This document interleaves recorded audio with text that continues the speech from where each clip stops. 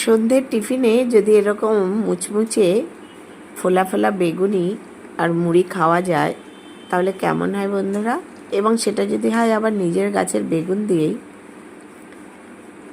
দেখো আমার বাগানের যে বেগুন গাছ আছে সেখান থেকে ভালোই বেগুন হয়েছে, সেখান থেকে আমি দুটো বেগুন তুলে নিয়ে এলাম। বেগুনগুলো খুব বেশি বড় নয়, কিন্তু বেশ ভালোই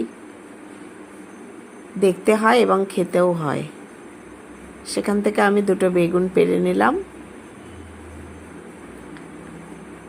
আর বেগুনি করার জন্য নিয়ে নিলাম একটা পাত্রের মধ্যে বেসন, বেশ কিছুটা পরিমাণে বেসন, এবং তাতে দিয়ে দিলাম আন্দাজ মতো লবণ,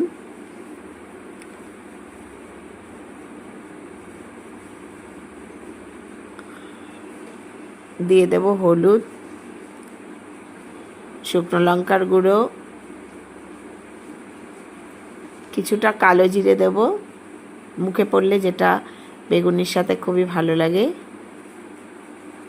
এগুলো শুকনো উপকরণগুলো ভালো করে মিশিয়ে নেব এবং এর সাথে কিছুটা অল্প পরিমাণে দিয়ে দেব খাবার সোডা, সেটাও ভালো করে মিশিয়ে নেব। তারপরে এটা জল দিয়ে ব্যাটারটা একটু গুলে নেব। আস্তে আস্তে করে জল মেশাবো যাতে একবারে বেশি জল না হয়ে যায়। দেখো এই রকম ব্যাটারটা তৈরি করব।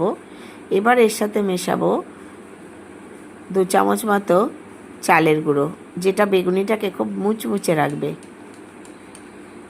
আর বেগুনগুলোকে দেখো এরকম করে কেটে নিয়েছি।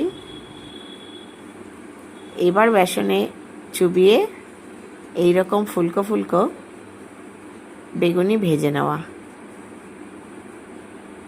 ধন্যবাদ।